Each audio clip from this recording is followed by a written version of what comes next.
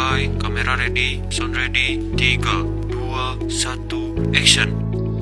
Assalamualaikum warahmatullahi wabarakatuh. Halo semuanya, perkenalkan nama saya Dea Febria Priyansi, biasa dipanggil Febi, peserta Latsar CPNS Mahkamah Agung golongan 3 gelombang 2, angkatan 10 kelompok 4. Saya berasal dari Kota Bukit Tinggi, Sumatera Barat, dan saat ini bertugas di instansi Mahkamah Agung, tepatnya itu Satuan Kerja Pengadilan Agama Bukit Tinggi.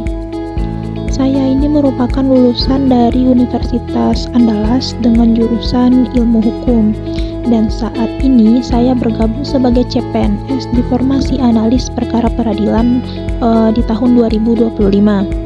Jujur ini adalah pengalaman pertama saya mengikuti Latsar, dan saya sangat antusias karena di sini kita tidak hanya belajar tentang birokrasi dan pelayanan publik, tapi juga membentuk mental dan karakter sebagai ASN yang siap melayani masyarakat.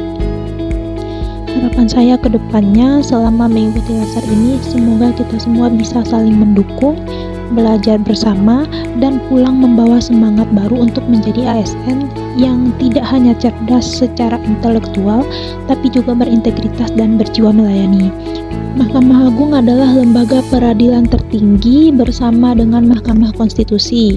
Dalam sistem kekuasaan kehakiman di Indonesia, Mahkamah Agung berada di puncak hierarki peradilan, yang bertugas mengawasi jalannya peradilan di semua lingkungan. Yang berada di bawahnya seperti halnya itu peradilan umum, peradilan agama, petun, dan peradilan militer.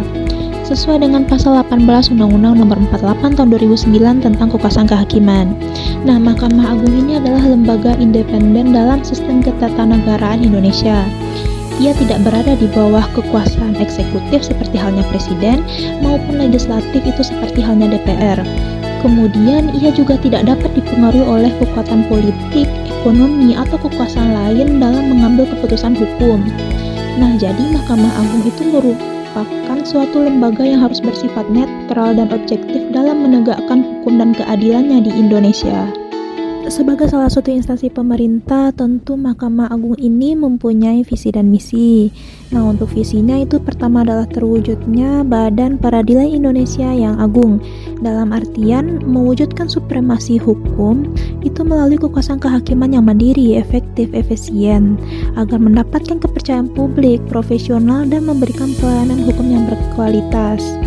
Nah, selain itu, Mahkamah Agung ini memiliki misi, yaitu ada menjaga kemandirian kekuasaan kehakiman, memberikan pelayanan hukum yang berkeadilan kepada para pencari keadilan.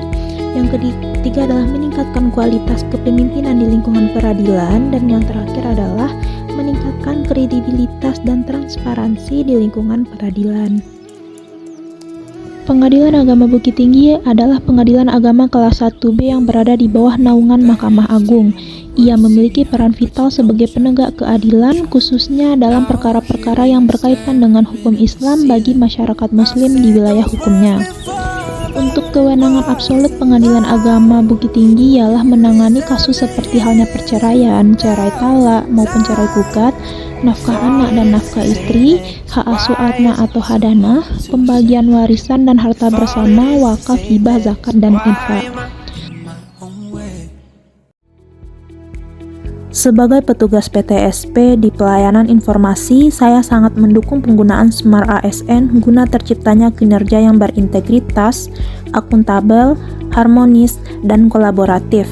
Namun, tentunya pembaharuan di era digital dalam berperkara di peradilan ini bisa saja menjadi tantangan tersendiri, baik itu bagi pihak internal maupun pihak eksternal, sehingga diharapkan untuk senantiasa adaptif terkait perubahan dan giat belajar, serta memperdalam literasi mengenai Smart ASN di lingkungan peradilan, agar tercipta peradilan yang cepat, bersih, dan adil.